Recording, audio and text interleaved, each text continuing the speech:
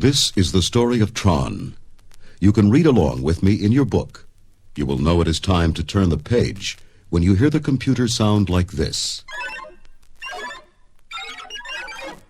Let's begin now. It was late at night, but computer programmer Alan Bradley was still hard at work at his computer keyboard. It's like someone or something is trying to keep me out of the computer system. Come to think of it, it's been that way since Dillinger took over the company.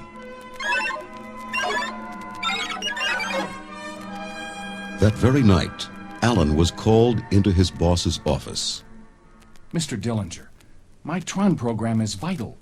It protects the entire system from illegal activity. But that master control program, that MCP, has me shut out. Relax, Alan. The MCP is just checking a security leak. I'm sure Tron will be back on the job soon. After Alan left, the MCP's metallic voice boomed through the executive's office. I am so very disappointed in you, Dillinger. We can't have this Tron program spying on me.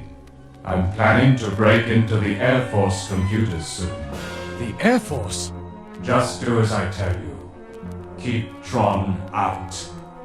End of line, Dillinger.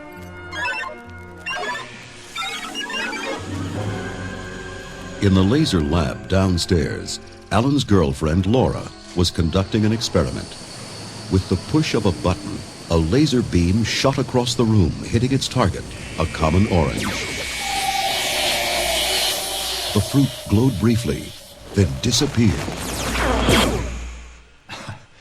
Nice trick, Laura, said Alan as he entered the lab. The pretty young scientist smiled.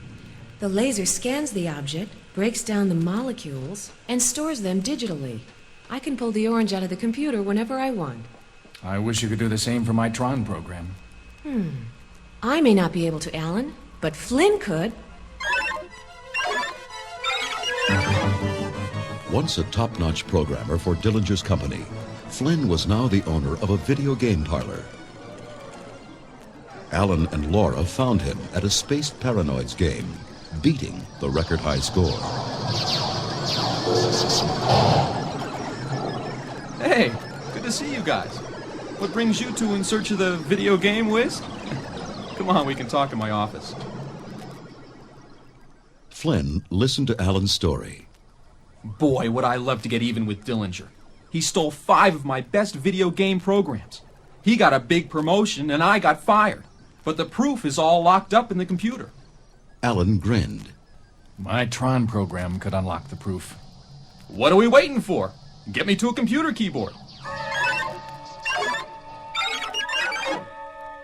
Alan and Laura sneaked Flynn into the laser lab. Flynn hurried to a keyboard. You two stand guard. I'll have Tron up and running in no time. In moments, Flynn had tapped into the MCP. A booming metallic voice flooded the lab. You shouldn't have come back, Flynn. I'm going to have to put you on the game grid. The MCP switched on Laura's laser. It fired a blinding blast. Ah! Like the experimental orange, Flynn's body was broken down into bits and sucked into the computer. Now we'll see how smart you really are, Flynn. Flynn found himself in a strange electronic world where everyone wore glowing armor. A fierce warrior approached him. I am Sark, and you are my prisoner.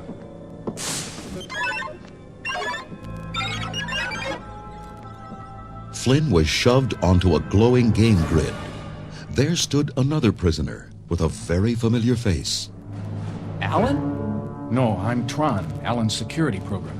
I'm Flynn. We've got to escape and destroy the MCP. Sark silenced them. You both will now compete in the light cycle contest. The losers will terminate. On gleaming cycles, Tron and Flynn sped across the game grid, building video walls as they went. Flynn, here comes one of Sark's men. Let's cut him off. Ready to turn? Now!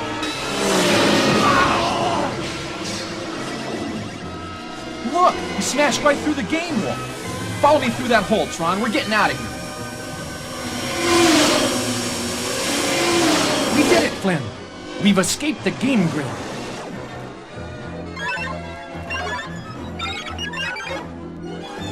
Sark shook with rage. Get them!